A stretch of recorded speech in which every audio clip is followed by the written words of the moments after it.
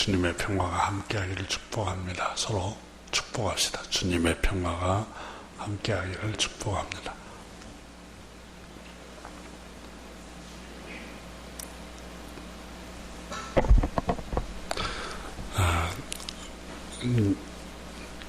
송 어거스틴이 회심을 하기 전에 이 사람은 허랑방탕하면서 젊은 시절을 보냅니다.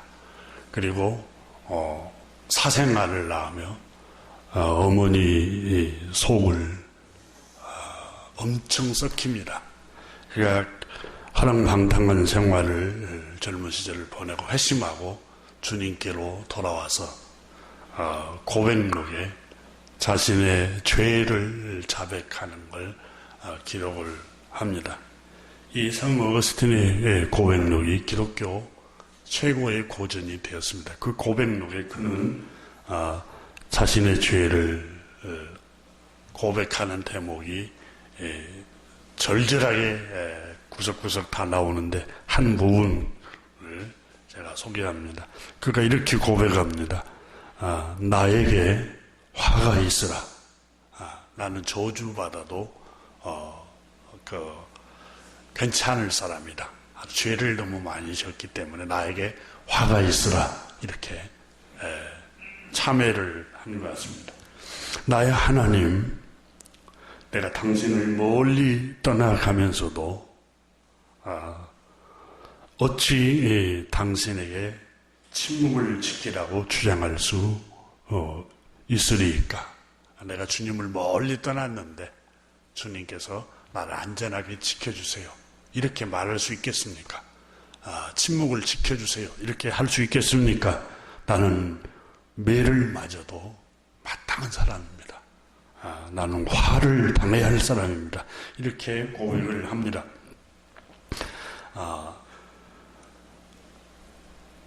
그러면 그때 정말 당신이 침묵을 지키고 계셨습니까? 내가 주님을 멀리 떠났을 때 당신께서 침묵을 지키고 계셨습니까? 그렇다면 당신의 신실한 여종인 나의 어머니께서 내 귀에 퍼부어 주신 것이 당신의 말씀이 아니고 무엇이겠습니까? 아마 어머니 모니카가 이 어거스틴을 계속해서 권면을 했던 것 같습니다. 믿음으로 살아라, 경건하게 살아라, 하나님을 잘 섬겨라. 이렇게 그는 고백록에 이렇게 고백했어요. 신실한 당신의 여종인 나의 어머니께서 내 귀에 퍼부어 주신 것이 당신의 음성이 아니고 무엇이란 말입니까? 그때까지는 못 깨달았다는 거예요. 하나님의 어머니를 통해서 주신 그 음성을 못 깨달았다고 고백을 합니다. 그러나 그 말씀은 당신의 여종인 내 어머니를 통해서 하신 당신의 음성, 당신의 교훈은 내 마음에 들어오지도 못했고 내 마음에 들어와 행동으로 나오지도 못했습니다.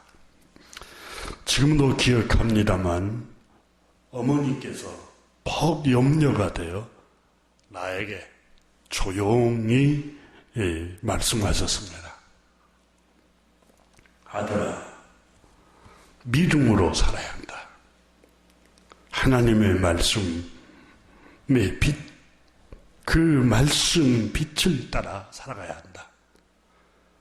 무엇보다도 음란한 생활을 하나님께서 심판하신단다. 싫어하신단다. 음행하지 말라. 특히 다른 사람의 아내를 더럽히지 말라고 내 어머니께서 그렇게 부탁했습니다.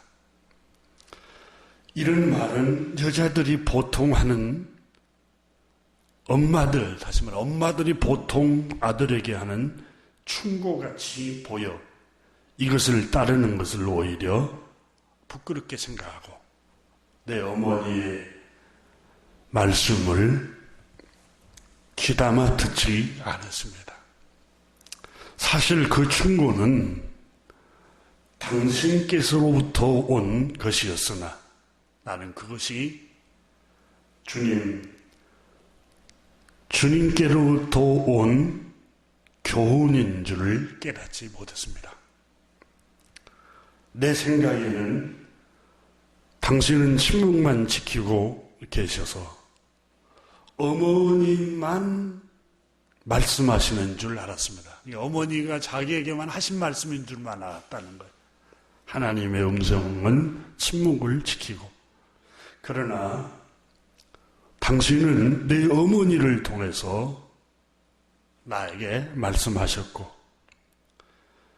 끊임없이 나를 교훈하셨습니다. 당신은 침묵을 지키고 계시는 것이 아니었습니다.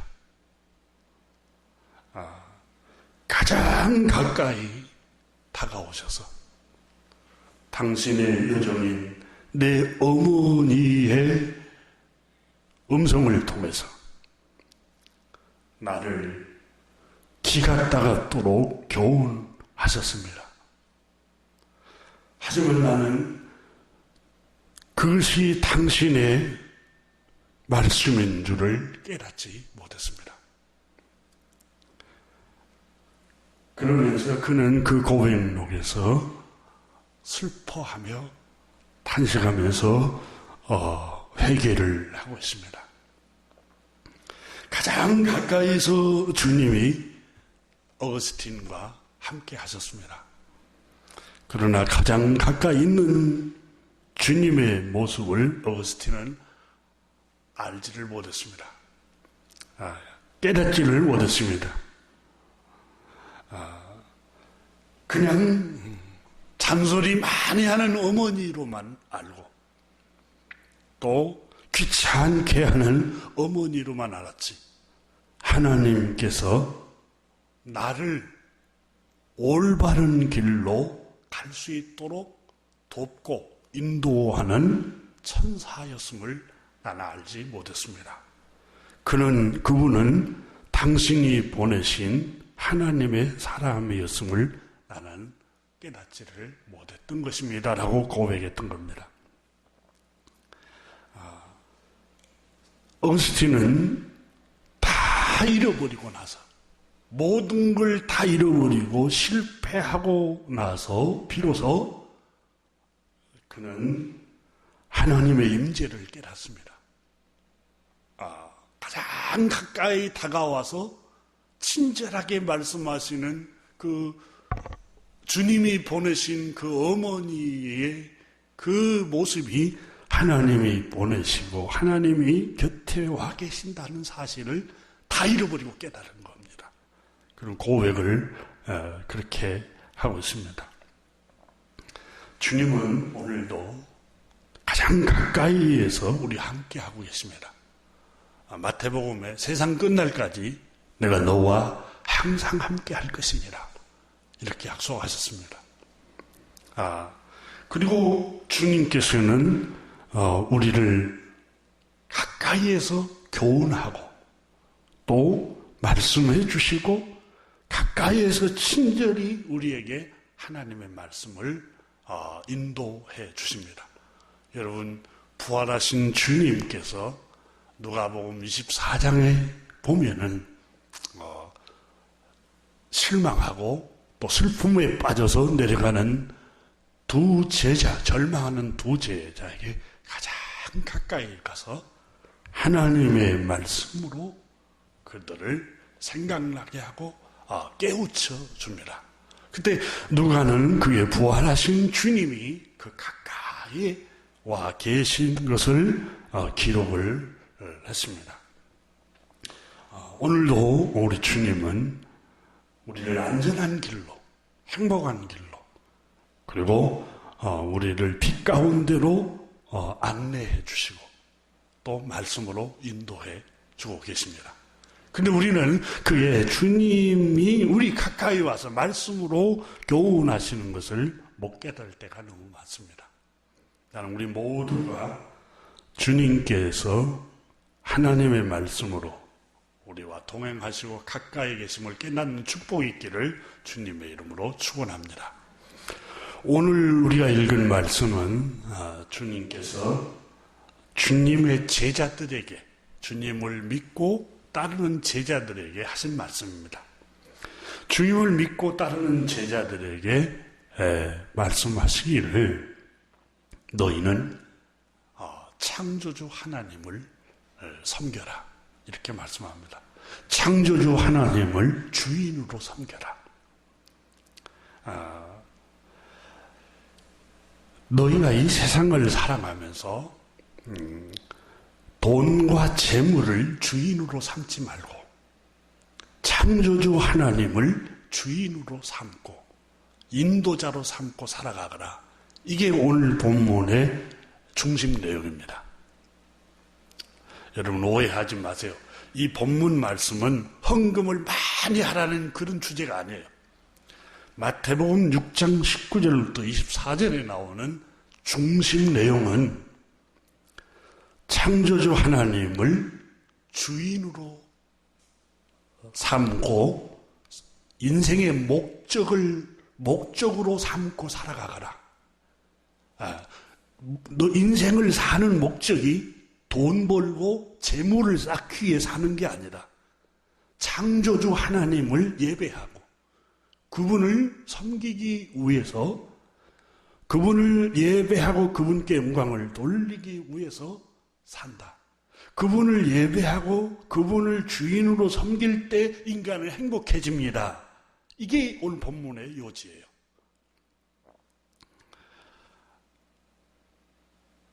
오늘 본문 19절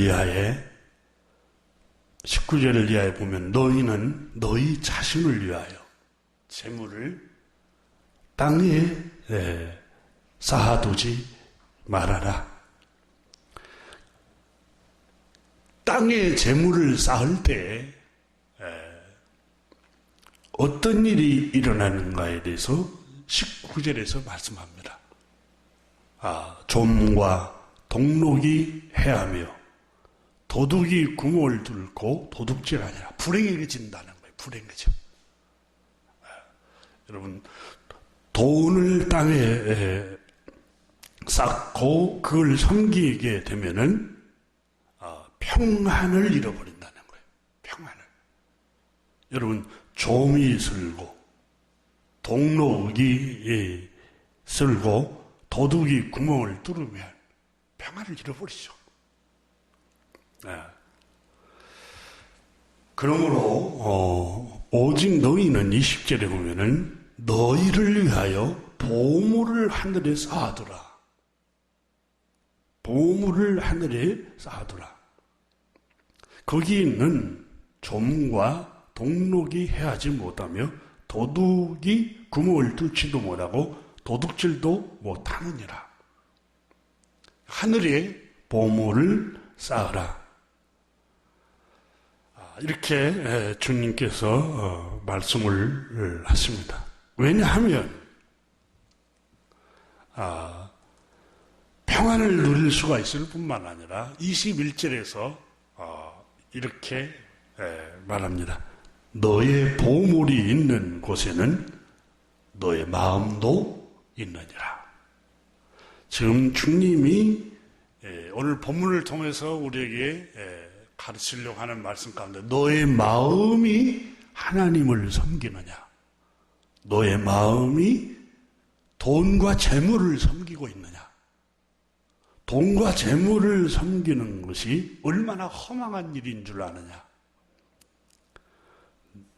너의 그 돈, 재물로 하나님 영광을 위해서 사용하고 그걸 위해서 살 것을 가르칩니다.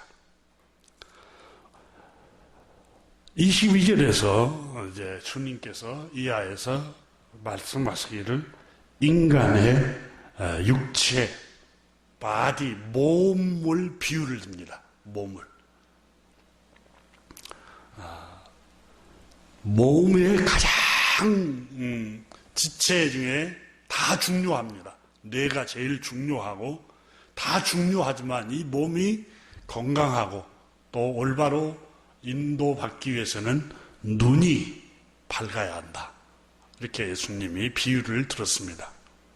여러분, 가을이 되면 우리나라의 그 산에 버섯이 많이 납니다.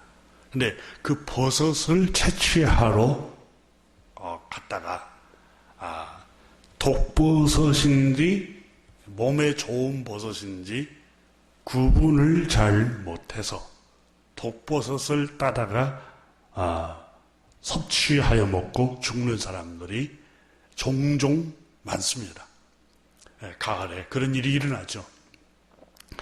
근데 제가 산을 좋아하니까 한 번씩 이렇게 갔을 때 느타리 버섯이 정말 산에서 자연산으로 이렇게 자랍니다.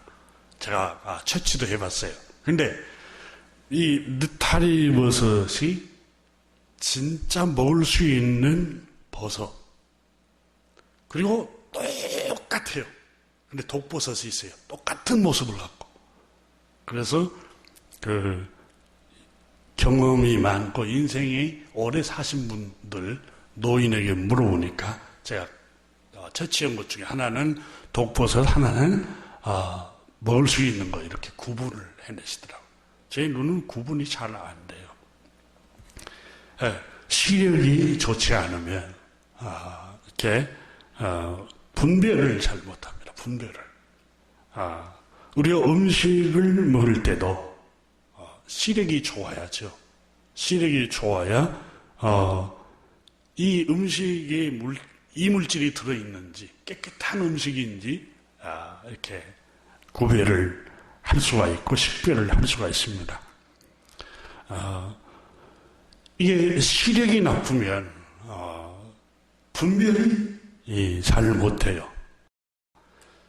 그래서 결국은 건강을 잃어버린 경우들이 많잖아요. 눈에 시력이 안 좋아서 깨끗하지 못한 음식, 또 독성이 강한 음식인지 아닌지 분별을 못해서. 우리 몸도 이와 같이 주님께서는 눈이 밝아야 우리 몸이 건강해지듯이 우리 내면에 눈이 있다는 겁니다. 주님께서. 우리 내면, 우리 안에 눈이 있는데 이걸 예수님은 빛으로 표현했습니다. 너희 안에 있는 빛이 어두우면, 만약에 너희 안에 있는 빛이 어두우면 얼마나 불행한 삶을 살겠느냐.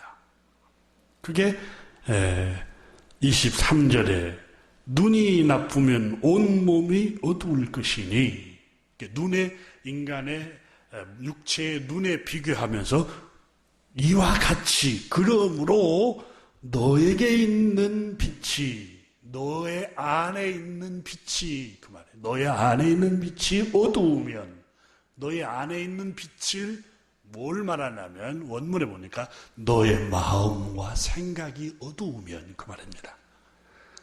이걸 심령이라고 표현하고 영혼이라고 표현을 하는데, 그걸 영적인 눈으로 이렇게 표현하는데 더 사실적으로 표현하면 우리의 마음과 생각이 어두워지면 그 어두움이 얼마나 더하겠느냐, 그 말은 얼마나 불행한 삶을 살겠느냐, 이렇게 말씀한 겁니다. 그러면 여러분, 우리 마음이 왜 어두워질까요? 21절에서 예수님께서 말씀하셨어요. 너의 보물이 있는 곳에, 이 보물을 돈, 재물을 말합니다. 돈과 재물이 있는 그곳에 마음이 따라간다는 거예요. 그러니까 마음이 따라가므로 너의 재물, 너의 보물로 창조주 하나님을 섬기면 그분을 통해서 우리의 마음의 빛이 밝아지는데, 돈을 섬기고 재물을 섬기다 보면은 마음이 돈에 가 있고 재물에 가 있으니까 어두워진다는 거예요. 그걸 오늘 본문이 말씀하시면서 결론적으로 24절에 사람은 두 주인을 섬길 수가 없단다. 우리 옛말에 한 사람이 두 마리 토끼를 쫓아갈 수가 없다듯이 하나님을 주인으로 삼든지 인생의 목적을 창조주 하나님을 섬기고 예배하는 것을 삼든지 돈을 섬기는 일로 주인으로 삼는 삶을 살든지 둘 중에 하나를 해라. 제자들에게 가운데서 어정쩡하게 했지 말고 하나님을 섬기려면 확실히 섬겨라. 주님께서 제자들에게 그렇게 말씀을 하고 있습니다. 여러분, 돈을 주인으로 섬기면 얼마나 불행해진가 모릅니다. 돈을 주인으로 섬길 때 사람은 정말 불행해집니다. 여러분 생각해 보세요. 가정에 부부가 결혼해서 살아가는데 서로 의지하고 서로 사랑하면서 살아갑니다. 그런데 어느 순간에 마음에 돈에 눈이 어두워서 남편을 돈을 벌어 오는 수단으로 보기 시작하면 그 가정이 얼마나 불행해지겠어요. 돈이 주인으로 섬기게 되면 주님 말씀하신 것은 돈을 첫자리에 놓고 돈과 재물을 모으는 것을 가장 첫자리, 가장 우선순위, 가장 큰 목적으로 삼는다면 인간관계가 얼마나 불행해지겠어요. 생각해 보십시오. 우리 주님은 병을 치료하는 의사, 치료로 구원자이면서 병을 치료하는 치료자였습니다. 그런데 주님께서는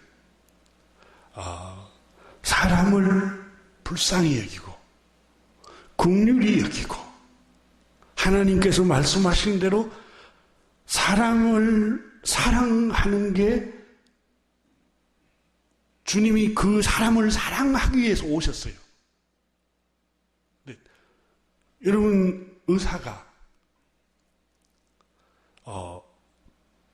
사람의 생명을 사랑하는 게 하나님께서 명령하신 거잖아요. 하나님을 사랑하고 제일 큰 계명이 내 이웃을 사랑하라. 그게 인생의 목적이에요. 그런데 의술을 갖고 있는 사람이 목적이 돈이라고 생각해 보세요. 환자가 왔어요. 목적은 돈이에요. 환자가 왔어요. 어떻게 하면 치료해 줄까? 물론 그런 생각도 있겠지만 어떻게 하죠? 어떻게 하면 이 사람을 병원에 많이 오게 해서 수익을 낼까? 금방 치료하면은 돈을 벌 수가 없잖아요. 어떻게 하면 이 사람을 더 많이 수술을 하고 손을 대서 비용을 많이 발생하게 만들까? 이게 돈을 섬기는 마음을 갖고 그 직을 하면은 세상이 얼마나 불행해지겠어요. 그런데 그런 일이 우리 사회에 비일비재합니다. 여러분, 법이라는 게 십계명도 그러고 출애굽기를 읽어보면은 고대 사회도 약자들을 위해서 강자, 사납고 강하고 힘센 사람들이 약한 사람을 괴롭히니까 법을 만들자. 법을 만들어서 약자들을 보호하자. 이런 취지로 만들었는데 그 법을 만든 사람들이 우리나라에 여러분 국회의원들이 법을 만들잖아요. 입법기관이잖아요. 근데 그 사람들이 어떻게 하면 백성들을 편안하게 살게 하고 골고루 잘 살고 또 어려운 사람 없이 또 억울함을 당하지 않도록 법을 잘 만들까? 여러분, 그게 하나님이, 주님이 말씀하셨잖아요. 나는 제사를 원치 않고 긍휼을 원한다. 사람을 불쌍히 여기고 사람을 사랑하기를 원한다. 사람을 불쌍히 여기고 사람을 긍휼히 여기기 위해서 괴롭히지 못하도록 법을 만들어야 할 사람이 목적이 돈이라고 생각해 보세요. 목적이 재물에 두고 있다고 생각해 보세요. 그러면 법을 만들 때 여러분, 돈을 많이 가져다가 로비한 사람들 위주로 법을 만들까요? 아니면 아무 자기에게 유익도 주지도 않은, 또 로비도 하지 않는 사람들을 위해서 법을 만들까요? 상식적으로 생각해 보세요. 그래서 돈이 목적이 되고 재물이 주인이 되면은 너무너무 불행해져요, 세상이. 교회도 마찬가지예요. 목회자가 돈과 재물에 거기에 마음이, 목적이 가 있으면 여러분, 하나님의 말씀을 제대로 가르치겠어요? 정말 돈을 모으고 물질을 모으는 말씀 구절만 사용해서 성도들을 현혹시키는 경우들이 얼마나 많겠어요. 옛날에 여러분, 두부 공장에서, 옛날이에요, 우리나라에서 석회를 넣어가지고 두부를 만들었잖아요. 석회가 두부 색깔이니까. 왜? 돈이 많이 벌기죠. 먹는 시민들은 그걸 두부인 줄 알고 먹었던 거예요, 옛날에. 얼마나 돈이 목적이 되고, 그게 여러분, 주인이 되면은 세상은 너무 불행해져요. 그래서 하나님을 주인 삼아라. 창조주 하나님을 주인을 삼아라.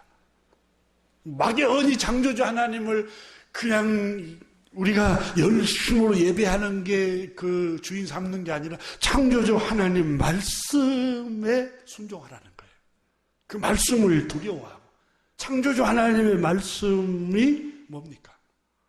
하나님을 사랑하고 사람을 사랑해라. 사람 생명을 사랑해라. 그러니까 하나님을 사랑하고 사람 생명을 사랑하고 불쌍하고 긍휼을 베풀기 위해서 돈이 필요한 수단이에요. 돈은 목적이 아니에요.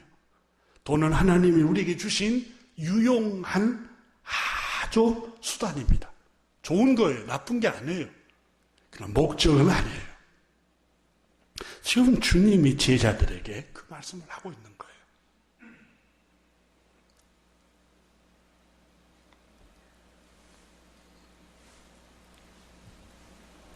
교우 여러분, 창조주 하나님만 예배하기를 주님의 이름으로 축복합니다. 창조주 하나님을 예배할 때 하나님 나라가 내 안에도 임하고 가정에도 임하는 거예요. 남편이 피치 못할 사정으로 실직해 갖고 왔어요. 목적이 돈이에요. 아내가 볼 때. 그러면 밉고 속상하고 저주스러운 거예요. 그런데 목적이 하나님을 사랑하고 사람을 긍휼히 여기는 거예요. 얼마나 마음이 아플까? 실직하고 와서 얼마나 마음이 고통스러울까? 목적이 돈이 아니에요. 주인이 아니에요. 긍휼히 여기고 불쌍히 여기는 게 목적이에요.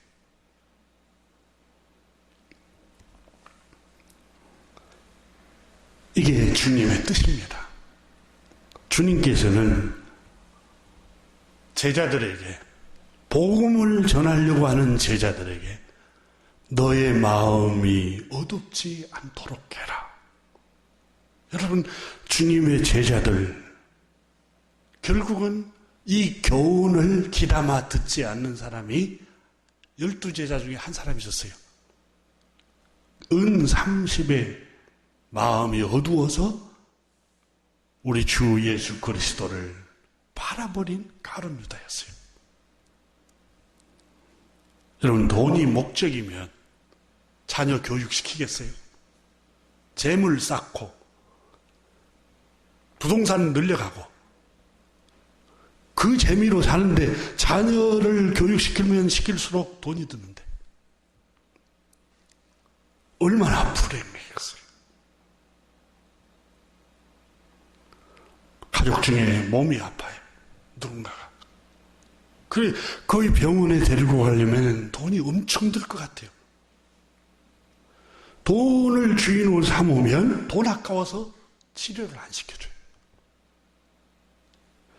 그런데 하나님 말씀을 주인으로 삼으면 돈은 하나님을 섬기고 사람을 사랑하기 위한 수단이니까, 도구에 불과하니까 목적을 위해서 아끼지를 않아요.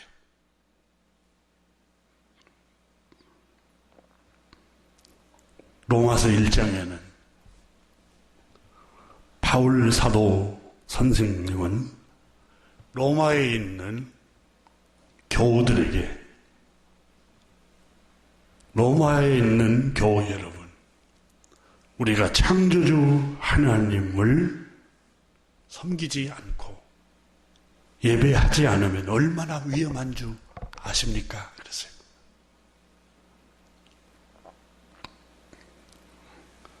창조주 하나님을 예배하지 않으면 너무너무 위험합니다. 이렇게 말씀했습니다. 그분을 예배하지 않고 창조주 하나님을 경배하지 않고 그분을 두려워하지 않으면, 그분께 감사할 줄 모르면 인간은 부패하게 돼버립니다. 부패하게. 처절할 정도로 부패해져 버립니다. 시편 14편에도 어리석은 자는 그 마음에 이르기를 하나님이 없다 하도다. 하나님을 의식하지 않는다는 거예요. 없다라는 말은 교회는 나와요. 그리고 예배는 드려요. 근데 순간순간 하나님 나를 보고 계신다. 하나님이 나의 생각을 감찰하신다. 라고 그 마음에 하나님을 두려워하는 마음이 없는 사람들은 제일 먼저 나타나는 현상이 뭐냐? 시편 14편에 그는 부패하여 마음이 썩고, 그러세요. 부패하고 썩는다는 거예요. 창조주 하나님이 없으면, 섬기지를 않으면 돈과 재물이 주인이 되면 마음이 너무 부패해져 버린다는 거예요. 마음이 부패해져 버려요. 아무리 고상한 직업을 갖고 살든, 우리나라의 최고의 명예직을 갖고 살든, 여러분 최고 공부를 많이 했던, 지식이든 기술을 갖고 있든 상관없어요. 목적이 창조주 하나님을 두려워하지 않으면 마음이 부패해져 버립니다. 그처럼 불행한 게 없어요. 그래서 잠언 1장에 지혜자인 솔로몬 임금이 뭐라고 하면, 여호와를, 창조주 하나님을 두려워하는 것, 경외하는 것이 지혜의 기초요, 지식의 기본이다 말했어요. 그러니까 여호와 하나님을 두려워하는 것, 창조주 하나님을 경외하고 두려워하는 것이 인생의 삶의 가장 기초라고 그랬어요. 기초. 그 주님을 두려워하는 마음이 없는, 그 기초가 없는 위에 지식을 쌓고 기술을 쌓고 지위를 가지고 있고, 자, 또 힘 있는 자리에 가면은 그 기초가 하나님을 두려워하는 마음이 없기 때문에 얼마나 위험한가 모릅니다. 최고 위험한 거예요. 너 출세해야 된다. 돈 많이 벌어야 된다. 부자 돼야 된다. 여러분, 기초가 창조주 하나님을 두려워하는 마음이 없는 그 마음 위에 돈 많이 벌어야 된다. 부자 돼야 된다. 힘 있는 자리에 가야 된다. 너무너무 위험한 거예요. 다윗은 죽음을 앞두고 지혜자 솔로몬 자기 아들을 데려다 놓고 유언을 하잖아요. 유언을. 내 아들아, 죽기 전에 내가 너에게 할 말이 있다. 내가 이 인생을 다 살아오면서 다 경험을 했는데 제일 중요한 게 창조주 하나님을 사랑해라. 그분을 두려워해라.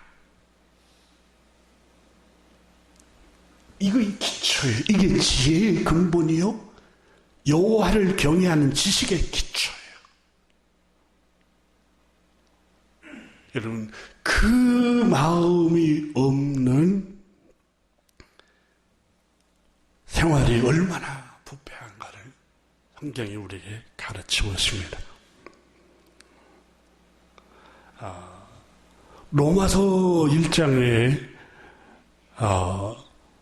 창조주 하나님 영원하신 능력, 신성, 그걸 다 보여주셨음에도 불구하고 창조주 하나님을 예배하지 않고 감사하지 않고 경배하지 않고 두려워하지 않고 오히려 불평하고 원망할 때 하나님을 예배하지 않을 때 인간은 어떻게 되는가? 생각이 허망해져. 생각이 먼저, 생각이 허망해져 버린다는 거예요. 생각이. 그러니까 창조주 하나님을 예배하지 않을 때 생각이 흩어져 버려요. 생각이 허망한 생각이 든다는 거예요. 허망한 생각. 여러분, 우리 몸을 움직이는 게 뭡니까? 뇌잖아요. 뇌가 역할이 생각이잖아요. 생각. 우리 행동은 다 생각 속에서 나오잖아요. 근데 창조주 하나님을 예배하지 않을 때, 두려워하지 않을 때 생각이 허망한 생각이 든다는 거예요. 허망한 생각. 이 허망하다라는 말을 헬라 말로 마타이오스, 이 단어는 무슨 뜻인가 하면 텅 비어있는, 무익한, 헛된, 쓸모없는, 목적이 없는, 목적이 없어요. 주님이 우리에게 생명을 주신 의미가 무엇일까?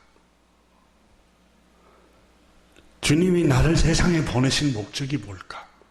주님이 나에게 가장으로 살아갈 수 있도록 하신 의미가 뭘까? 나에게 어머니 역할을 주셨는데 그 역할이 뭘까? 목적을 생각하지 않아요. 목적이 없어져 버려요. 하나님을 경배하지 않으면, 하나님, 창조주 하나님을 예배하지 않으면 의미를 잃어버려요. 의미를.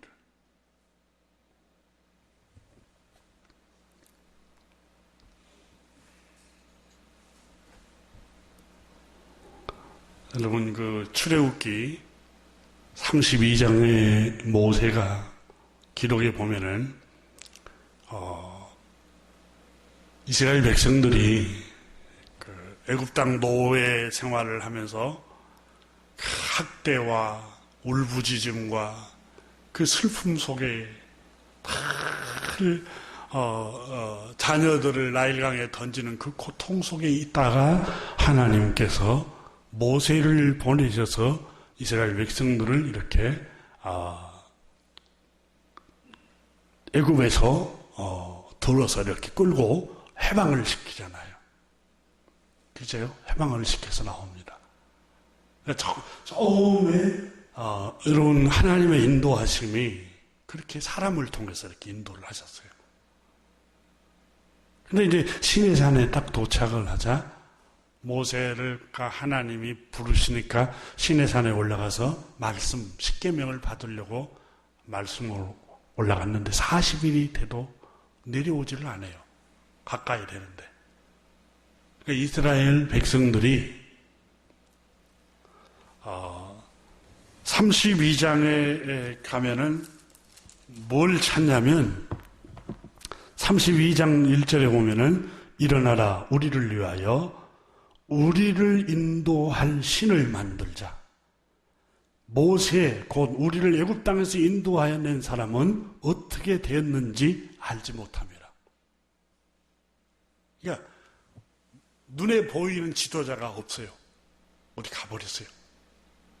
그러니까 우리를 인도할 신을 만들자. 우리를 인도해 줄 신을 만들자. 그러면서 뭘 만드냐? 금송아지를 만듭니다. 여러분 이것은 오늘 우리에게 교훈한 것은 돈을 상징하고 있습니다. 우리의 인도자는 돈이다.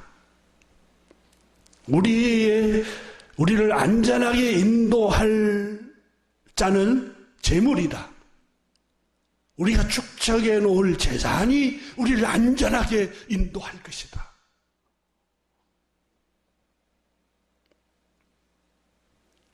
여러분, 하나님께서 우리 생명을 지켜주시지 않으면 안전할 수 없어요. 아무리 여러분 비밀번호를 걸어놓고 돈과 재산을 축적해 놔도 하나님께서 갑자기 불러가 버리시면 안전하지 못해. 그 돈과 재물이 우리를 인도 못해요. 근데 이스라엘 백성들은 지금 금송아지 만들어서 우리를 인도할 신을 만들자 하고 금송아지를 가운데 모셔놓고 경배하며 인도해달라고. 여러분, 현대인들이 우리를 인도할 자는 돈이다. 재산이다. 이렇게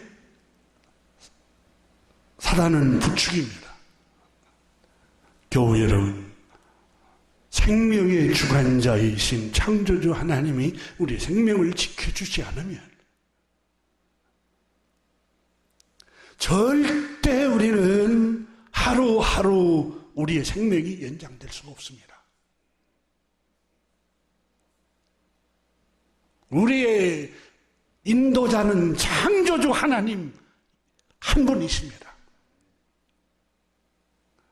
돈과 재물은 삶을 살아가기 위한 수단에 불과한 거지 목적이 아닙니다. 주인이 아니에요. 주인이.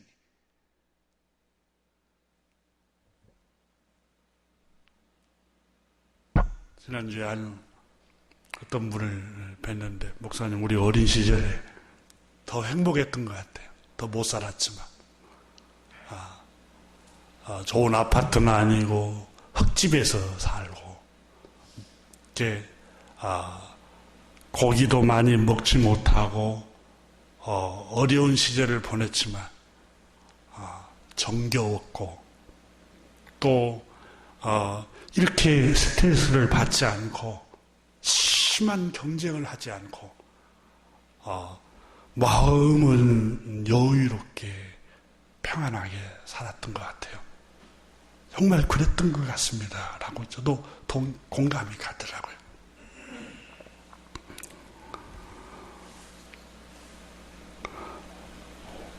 또 로마서 1장에 보면은 창조주 하나님을 예배하지 않을 때 마음이 어두워지며 그렇습니다. 마음이 어두워진다. 스코티조라는 단어인데 어둠이 뒤덮다 분간을 못해버린다 이런 뜻입니다. 창조주 하나님을 주인으로 삼지 않을 때 마음이 어두워져 버려요.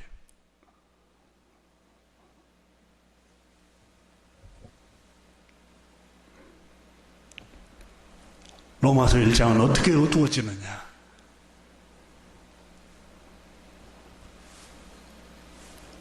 우리를 지으신 창조주 하나님을 예배하는 대신 피조물을 예배한다는 거예요.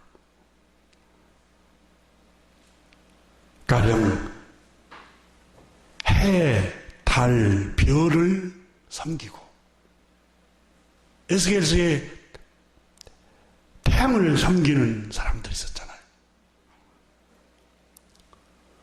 동물들, 뱀, 용을 섬기는, 여러분 중국이나 우리 이 조선 반도, 조선 시대에 여러분 섬긴 신이 뭐였어요? 용.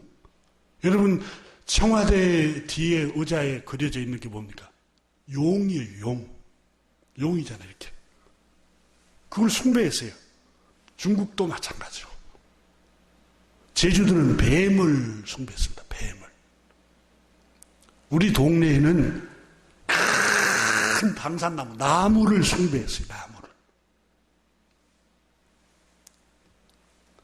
어떤 나라는 독수리를 숭배하고 또 어떤 나라는 사자를 숭배하는 나라도 있어요.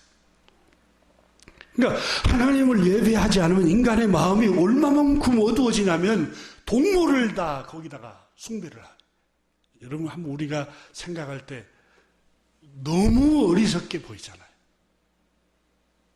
뿐만 아니라 여러분 우리보다 먼저 살다간 고대 살다간 사람들을 영웅화를 만들어 영웅처럼 만들어서 그를 신으로 섬깁니다.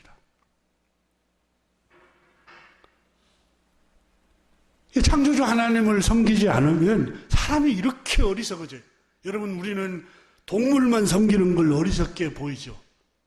그런데 하나님 우리가 멀리 떨어져서 이렇게 보면은 돈을 숭배하고 있는 게 꼭 동물을 숭배하는 사람들하고 어리석음이 별 차이가 없어요.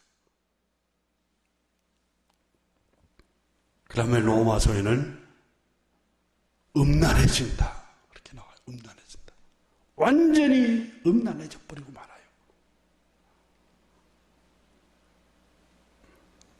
그래서 주님은 오늘 본문에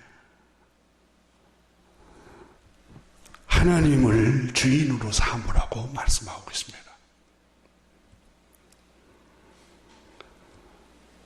우리가 섬겨야 할 인생의 목적은 창조주 하나님을 예배하고 그분을 경배하고 그분을 두려워하는 겁니다. 그리고 그분의 말씀을 따르는 것이 순종하는 게 우리 인생의 목적입니다. 재물과 돈은 창조주 하나님 말씀에 순종하기 위한 수단입니다. 우리에게 일용할 양식과 이웃을 사랑하고 가족을 사랑하기 위한 수단이죠. 내가 섬겨야 할 뿐 나의 주인, 나의 삶의 목적은 창조주 하나님이십니다. 내가 주인 삼은 모든 건 내려놓고 내 주 대신 주 앞에 나가 내가 사랑했던 모든 건 내려놓고 주님만 사랑해. 교회 여러분, 우리의 주인은 창조주 하나님이십니다. 기도하겠습니다.